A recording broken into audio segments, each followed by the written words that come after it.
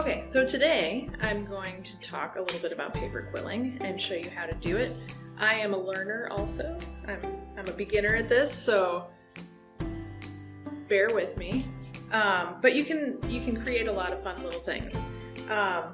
From what I could find, paper quilling started somewhere around the 15th century as a way for people to create beautiful things without spending a lot of money. So there are lots of professional paper quilling tools that you can use.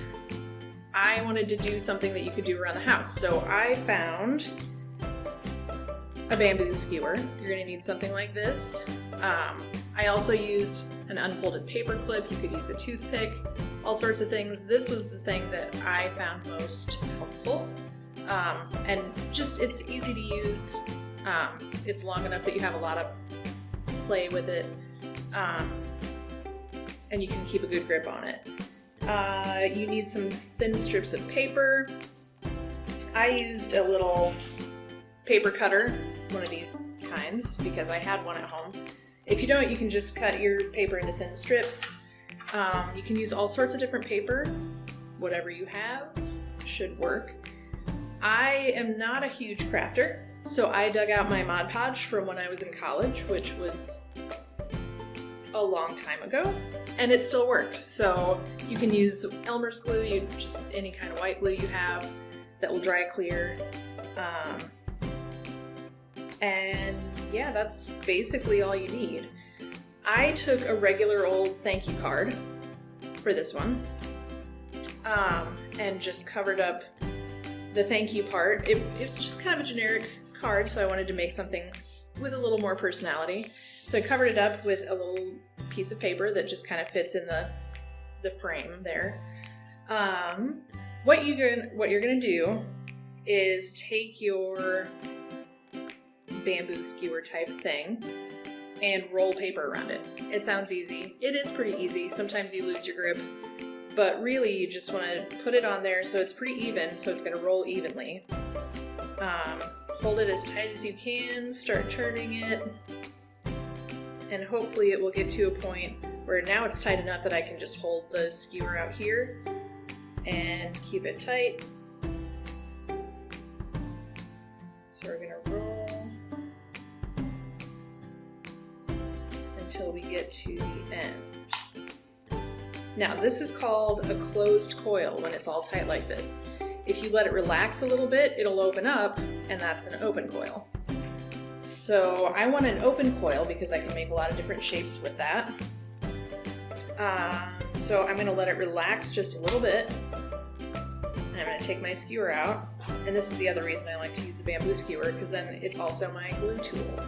So I just dip it in just a tiny bit of glue to put on the end.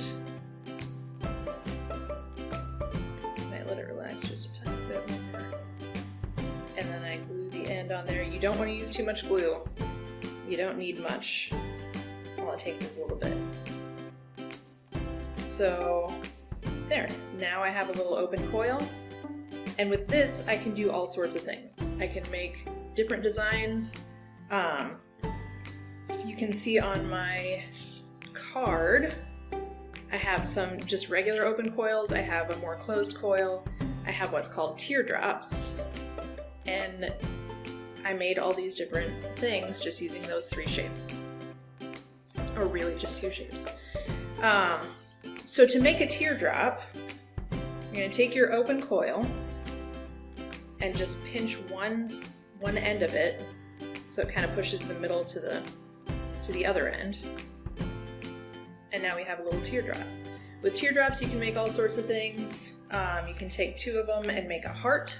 You put them together. You can make flowers, you can make the sun, all sorts of things you can do. If you want to, you can also make what's called a marquee shape, which I will do with this one. This is a coil that I made. So I'm gonna pinch the one side to make a teardrop, and then I'm gonna pinch the other side, which kind of transfers the little center over into the middle again. And now I have kind of a marquee shape, like marquee diamond shape.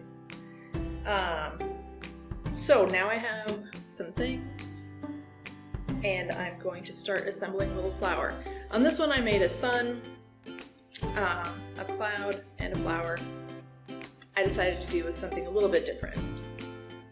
So with this, I'm going to take just a little piece of green paper, a tiny bit of glue,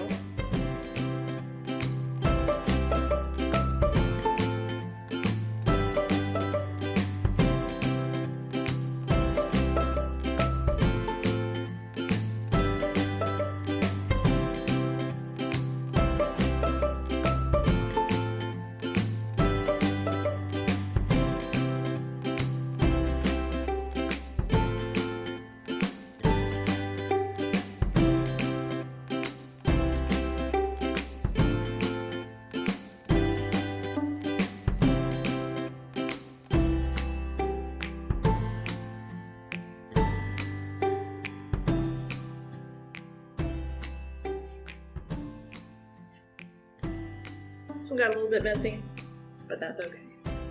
And now we have a little flower on the card.